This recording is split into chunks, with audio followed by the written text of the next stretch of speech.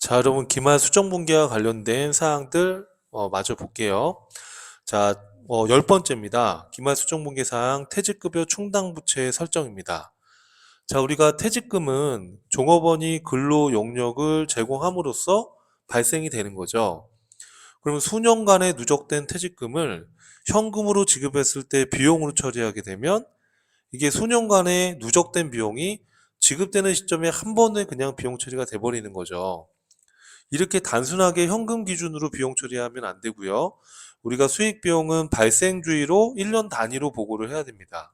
그렇기 때문에 발생주의에 따라서 회계 처리를 해야 되기 때문에 누적된 퇴직금을 지급하는 시점에서 비용 처리하는 게 아니라 기말 시점에 올해 발생된 퇴직금 비용을 추정 계산해서 현금이 나가지 않았다 하더라도 퇴직급여 충당부채로 인식했다가 퇴직금을 지급하는 시점에서는 이 부채를 상환한 걸로 회계 처리해주는 방식이었죠. 이것도 우리가 앞에 본문 강의에서 학습을 했던 내용입니다. 다시 한번 복습해보면, 자, 결산 시점에서 자, 퇴직급여 충당부채로 인식을 하고요. 지급했을 땐 이 부채를 상환한 걸로 처리한다. 자, 제가 한번 가공의 숫자를 한번 넣어볼게요. 자, 그럼 주의사항이 이 결산할 때 주의사항이 있습니다. 제가 한번 예를 들어 보겠습니다. 자, 여러분 제가 그림을 그려봤는데, 자, X 1년도 12월 31일 날, 자, 1월 1일부터 12월 31일까지 1년 동안 근무한 퇴직금을 계산해 봤더니 100원이 나왔다고 해볼게요. 100원이 나왔어요. 자, 그러면 여러분 질문이 X1년도 12월 31일 날 현금이 나가지 않았다 하더라도 우리가 어떻게 분기를 하죠, 여러분? 퇴직급여라는 비용이 발생한 게 100원이고요. 그리고 대변에 퇴직급여 충당부채로 해서 퇴직급여 충당부채로 해서 100원을 인식해 주는 거예요. 맞죠? 자, 그래서 아무 일이 발생되지 않았어요. 자, 그런데 X2년도 다음 연도에 가서 자, 잘 들어보세요. X2년도에 가서 퇴직금을 계산을 할 때, 그럼 퇴직금을 계산을 할 때 어떻게 계산하는 거냐면 X2년도 1월부터 12월까지 1년 동안에 추가된 퇴직금이 얼마인지를 계산하는 방식이 아니라 다시 처음부터 다시 처음부터 X1년도 요 100원을 포함해서 X2년도에 추가된 금액까지 계산을 해서 170원이 나왔다라고 가정해 볼게요. 이 170원을 우리가 퇴직금 추계액이라고 해요. 퇴직금 추계액. 퇴직급여 추계액이다. 퇴직금을 추정해서 계산한 금액이다. 근데 여러분 이 170원이라는 이 숫자는 올해 X2년도 것만 해당이 되는 겁니까? X1년도 것도 들어가 있는 건가요? X1년도 100원도 이미 여기 들어가 있죠. 여기 그림 보시면. 그래서 이 퇴직급여 추계액이라는 건 누적으로 계산을 하는 개념이에요. 그럼 여러분 질문이 있어요. 자, X2년도 12월 31일 날 퇴직급여 여기다가 170원, 퇴직급여 충당부채 170원 이렇게 하면 되는 겁니까, 여러분? 안 되죠. 여러분 딱 봐도 여러분이 봐도 안 되겠죠? 안 될 것 같지 않아요, 여러분? 왜 안 돼요, 여러분 이게? 자, 봐봐요. 지금 X2년도에 이 잡아야 될 이 금액은 170원을 추정 계산했는데 이 170원 안에 기존의 충당부채 100원이 여기 들어가 있는 거잖아요. 그러면 X2년도 이때에는 얼마만 잡아야지 맞는 거예요? 그렇죠. 70원만. 70원만 잡아야 돼요. 그래서 우리가 연말에 퇴직급여 충당부채 회계 처리를 할 때 이 퇴직금 추계액에서 기존의 설정 전 충당부채 잔액을 빼서 추가로 잡는 거예요, 이렇게. 이게 지금 2002년도에 추가로 발생된 게 이게 얼마예요, 여러분? 이게 70원이죠. 100원에서 70원 돼서 170원 된 거잖아요. 무슨 말인지 이해되시죠, 여러분? 이렇게 잡아야 돼요. 자, 그러면 질문이 있습니다. 그리고 결산할 때는 이렇게 해서 기말 수정 분기를 해주는 건데, 자, 직원이 퇴사했어요. 직원이 퇴사했는데 엄청 고생했잖아요, 그동안. 그래서 퇴직금을 200원 주기로 했다고 해봐요. 그럼 여러분 이때 퇴직급여 충당부채 200원 이렇게 분기할 수 있는 건가요? 아니잖아요, 여러분. 지금 퇴직급여 충당 부채는 100원하고 70원이면 얼마만 있어요? 170원만. 맞아요? 그 200원 주기로 했어. 여러분 이렇게요. 내가. 그러면 부족한 30원은 그렇죠. 퇴직급여로 처리해 주는 거예요. 이렇게. 그런데 또 한 가지 생각해 볼 거는 퇴직금 줄 때 퇴직소득세를 떼고 줘야 돼요. 회사는. 그래서 10원 떼고 190원만 줬대요. 20원은 갖고 있다가 내야 될 세금이에요. 이건 뭘로 처리해요? 예수금으로. 이해돼요, 여러분? 그래서 이 간단한 사례를 통해서 퇴직금에 대한 회계 처리를 정리를 다시 한번 해주시고요. 지금 우리가 하고자 하는 건 무슨 얘기입니까? 그렇죠. 단기말 결산할 때 퇴직금 추계액에서 퇴직급여 충당부채 잔액을 빼서 이 퇴직금을 퇴직급여 충당부채로 설정해야 된다는 걸 이해하시면 되는 거예요. 이해되죠, 여러분? 자, 이것도 기말 수정본계 사항이다. 그렇게 정리하고요. 그 다음에 외화채권 채무의 평가입니다. 자, 우리가 수출을 하거나 또는 외국에서 외화를 차입하는 것과 같이 이렇게 대금의 지급과 수취를 외화로 하는 거래를 외화거래라고 합니다. 이런 외화거래가 발생을 하게 되면 외화채권과 외화채무가 발생이 돼요. 그런데 외화채권 채무는 환율을 적용해서 우리가 장부 기록을 해야 되는데 이 환율이라는 거는 국가 간의 통화 교환 비율이잖아요. 이 환율은 그때그때마다 변한단 말이에요. 그렇죠? 그래서 이 환율 변동에 따른 손익을 인식하재요. 그래서 결산할 때 환율 변동에 따른 손익을 외환산 이익이나 외환산 손실로 해서 영업외 수익 비용으로 인식을 하재요. 자, 백날 얘기해봤자 이해 안 가요. 여러분 케이스를 보셔야 돼요. 봐봐요. 11월 5일 날 단기 11월 5일 날 제품 1000달러를 외상으로 수출했대요. 이 시점에 환율이 1달러에 우리나라 돈으로 1000원이었대요. 그럼 우리가 장부 기록을 할 때는 이 거래 발생의 시점에 환율을 적용해서 원화로 기록을 해야 돼요. 원화, 우리나라 돈으로 기록을 해야죠. 그죠? 그럼 대변에 제품 팔았으니까 제품 매출 수익이 발생했고요. 그렇죠? 차변은 어떻게 해요, 여러분?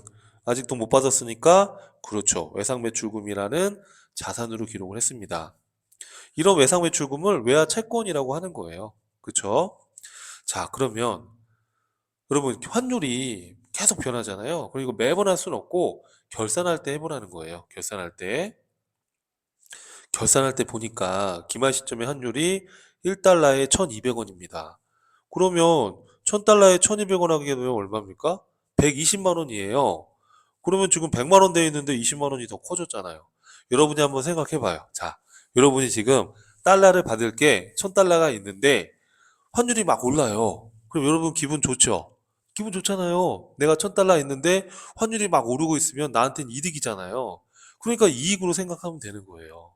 막 복잡하게 생각하지 마시고 내가 받을 달러가 있는데 환율이 막 오르고 있어요. 그럼 나한테는 이득이구나, 이익이구나 이렇게 생각하면 되는 거죠. 그럼 얼마만큼 이익입니까, 여러분? 지금 1200원이면은 200원이 올랐는데 1000달러니까 20만 원어치 이 외상매출금의 원화 금액이 커지는 거죠. 그 이익을 뭐라고 한다고요? 그럼 불러주세요. 외환산 이익 이렇게 해서 영업 외수익으로 수익으로 인식하는 겁니다. 그럼 질문이 있습니다. 만약에 환율이 900원으로 떨어졌어요, 이때. 그럼 대략 10만 원만큼 손해잖아요. 그때는 차변의 외환산 손실 이렇게 해서 비용 처리가 되는 거예요. 대변의 외상매출금이 줄어들고. 이해되시죠? 자, 이 외환산 이익이나 외환산 손실은 기말에 하는 겁니다. 결산할 때. 자, 그런데 다음 연도 1월 10일 날, 이 1000달러를 받았대요. 받아가지고, 현금으로 우리나라 돈으로 환전했대요. 이해되죠, 여러분? 그러면 요 환전한 시점의 환율이 1달러에 1,500원이었대요. 그러면 현금이 얼마 들어왔을까요? 우리나라 돈으로. 1000달러인데 1달러당 환율이 1,500원이면 150만 원 들어왔겠죠. 그렇죠? 자, 그럼 외상매출금을 회수한 거니까 대변의 외상매출금은 감소해야 됩니다. 외상매출금은 여러분 얼마 없어지면 되죠?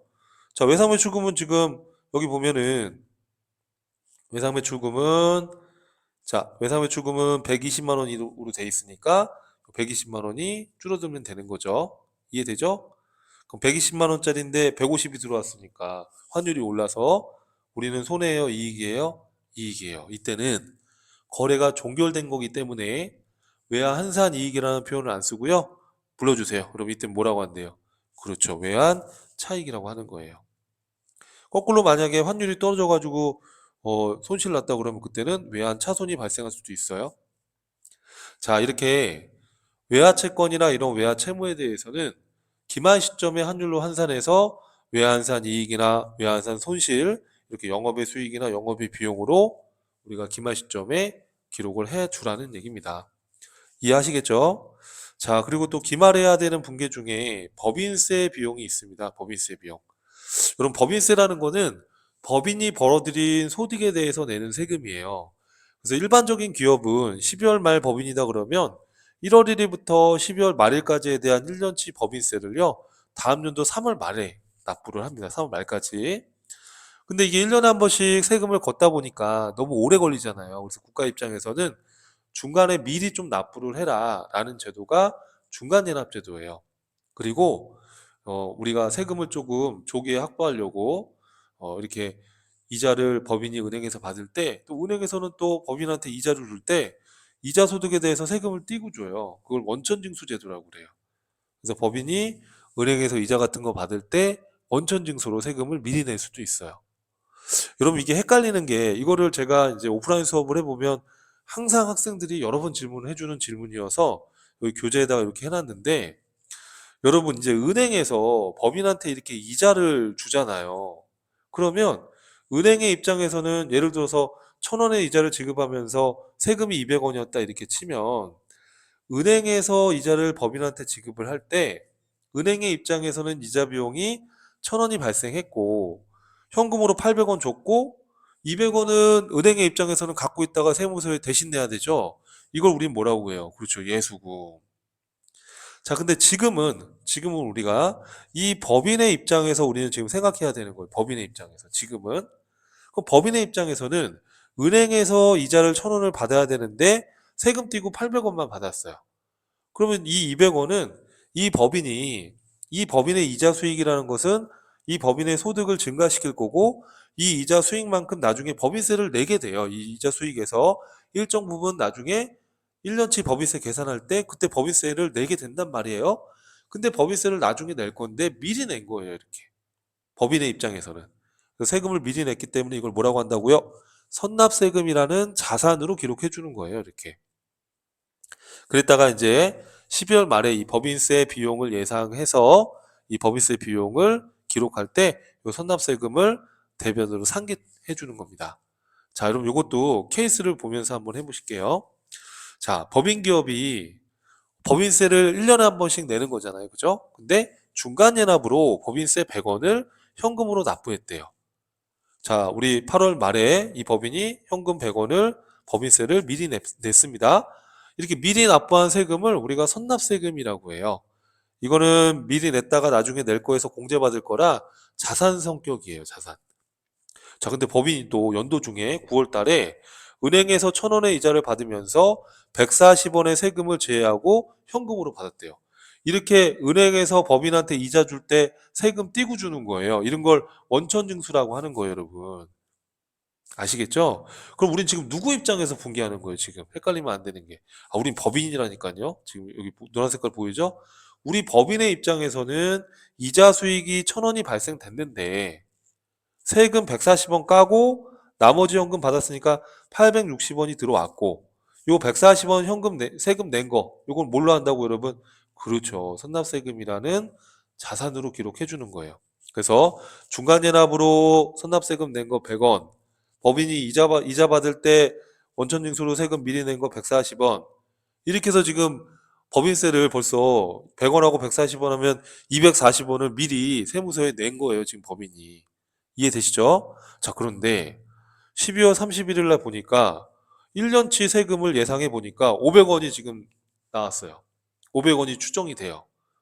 자, 우리 현금이 나가지 않았다 하더라도 이 법인세 비용을 결산할 때 수정분기를 통해서 비용으로 인식해야 돼요.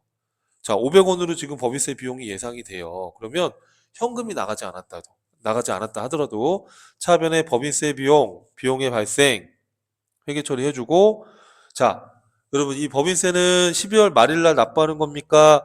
내년도 3월에 내는 겁니까? 내년도 3월에 내는 거예요. 그럼 우선은 납부 안 했으니까 미지급 세금이라는 부채로 기록을 해 놓는데 여러분 내년도에 500원 다 내실 건가요, 이 세금? 그러면 바보입니다. 지금 여러분 우리가 연도 중에 이 1년치 세금 500원 중에 미리 납부한 게 얼마 있습니까? 지금 여기 100원하고 140원하고 그럼 얼마만 납부하면 돼요. 그죠? 260원만 납부하면 되니까 그럼 240원 차이가 나는 이유는 뭐죠? 그렇죠. 미리 납부했던 선납세금을 상기시켜 주면 되는 거예요. 이해되세요, 여러분? 그래서 12월 31일 날 이 회계 처리도 기말 수정 분기를 통해서 하는 거예요, 이렇게. 이해되시죠, 여러분? 무슨 말인지? 자, 그래서 결산할 때 우리가 1년치 법인세를 예상해서 법인세 비용. 자, 혹시 연도 중에 중간 연합했거나 원천 징수된 법인세가 있다 그러면 그 선납세금을 대변으로 상기하고 나머지만 미지급 세금으로 회계 처리해 주면 되는 겁니다. 이것도 기말 수정 분기입니다. 자, 이렇게 해서 이제 법인세 비용까지 한번 봤습니다. 자, 그 다음에 이제 나오는 내용이 매출원가에 대한 회계 처리입니다. 매출원가. 자, 여러분 우리가 상기업 같은 경우에는 상품을 구입해서 파는 거죠. 그죠? 그렇죠? 그러면 상품을 판매했을 때는 매출원가에 대한 회계 처리를 하지 않았다가 기말에 한 번에 그냥 처리를 해주는 거예요, 여러분. 이건 저희가 재고재산편에서 공부했었는데 여러분도 혹시라도 또 어려워할 것 같아서 한 번 여기다 더 넣어놨으니까 한 번 더 리뷰해 볼게요. 자, 사례를 볼게요, 여러분. 상품을 10,000원에 현금으로 구입했어요, 상기업에서. 그러면 차변의 상품 10,000원, 대변의 현금 10,000원 이렇게 분기했습니다. 근데 이 10,000원 중에 일부러 갖다 팔고 15,000원의 현금을 받고 팔았어요. 그럼 이 15,000원은 판매 가격으로 받은 거죠, 우리가. 그럼 현금이라는 자산이 15,000원이 증가해요. 그죠? 그럼 대변에 우린 뭐라고 해요? 그렇죠. 상품 매출이라는 수익으로 분기해 주는 거죠. 상품 매출이라는 수익으로 기록해 주는 거잖아요. 그런데 여러분 이때 내가 돈만 받았어요? 아니면 상품도 줬어요? 상품도 고객한테 갖다 줬잖아요.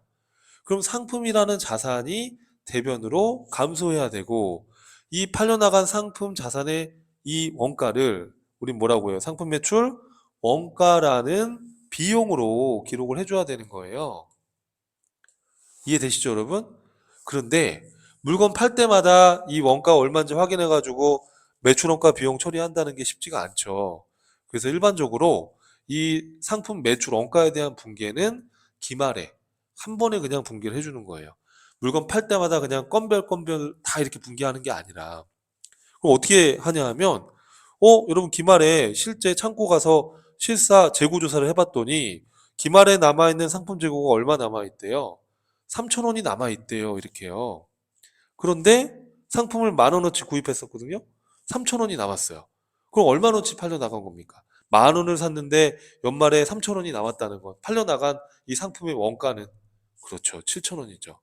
그 매출 원가를 기말에 한 번에 분기해 주는 거예요. 이렇게. 이걸 언제 한다고요? 물건 팔 때마다 하는 게 아니라 그렇죠. 기말에 하는 거예요. 이렇게 회계 처리하게 되면 우리 손익계산서의 보고식 구조상으로 어떻게 나타나요? 상품 매출은 15,000원으로 보고가 되고요. 수익은 상품 매출원가 비용은 7,000원으로 비용 처리가 된 거죠. 이렇게 여러분 혹시 이거 기억납니까? 매출액에서 매출원가 뺀 걸 뭐라고 하죠? 매출 총이익. 쉽게 말하면 7,000원에 구입한 상품을 15,000원에 판 거예요. 그래서 8,000원에 이익이 난 거예요. 이렇게. 근데 여러분 이 7,000원의 매출 원가는 우리가 어떻게 산출할 수 있어요? 기초에 있던 상품 재고액에서 단기에 상품 매입한 걸 더하고 기말에 남아있는 상품 재고를 빼서 계산할 수 있는 거죠. 이렇게 상품 매출 원가는 기말에 수정 분기를 통해서 한 번에 처리한다. 그렇게 이해를 하시면 되는 거예요. 이해하시겠죠, 여러분? 자, 그 다음에 제조기업에 대한 것도 한번 볼 건데, 자, 제조기업에 대한 매출원가 회계 처리는 원가액에 가면 또 언급이 되긴 해요. 그러니까 너무 스트레스 받지 마시고, 아, 제조기업은 이런 회계 처리가 필요하겠다라는 느낌을 받으시면 됩니다. 자, 우리 제조기업은 여러분 상기업과 다르게 어떤 활동을 하죠? 재료를 구입해서 제품을 만들어서 파는 거예요. 그렇죠? 이거 우리 재고재산 편에서도 제가 한번 언급을 했었죠. 자, 그래서 수업을 처음부터 순차적으로 쭉 성실하게 들으셨다고 한다면 아주 생소하진 않을 것 같아요. 자, 어찌됐든 간에. 자, 그럼 제조기업 같은 경우에는 자, 한번 이 케이스를 통해서 한번 우리가 생각을 해볼게요. 자, 제조기업이다 보니까 11월 1일 날 제품을 만들 때 필요한 원재료를 10,000원에 현금 주고 샀대요. 그럼 우리가 분기를 어떻게 합니까? 이 11월 1일 날 차변에 원재료, 자산의 증가, 대변의 현금 이렇게 분기하는 거죠. 자, 그리고 12월 2일 날 공장 직원들 인건비가 5,000원이 현금으로 나갔대요. 그럼 어떻게 분기해요? 차변에 임금 5,000원, 대변에 현금 5,000원. 그렇죠? 또 공장에서 11월 3일 날 전기요금이 3,000원이 현금으로 나갔대요. 자, 12월 3일 날 차변에 전력비 3,000원, 대변에 현금. 그렇죠? 자, 그래서 지금 물건을 만들려고 재료를 10,000원에 구입하고 또 인건비 5,000원, 또 이런 제조경비, 전력비 3,000원 이렇게 지금 기록이 돼 있는 상태인데 이걸 가지고서 이제 열심히 제조 활동을 통해서 제품을 만들었나 봐요. 그래서 제품을 판매했대요. 얼마를 받았다고요? 15,000원을 현금으로 받았대요. 그럼 어떻게 분개해요?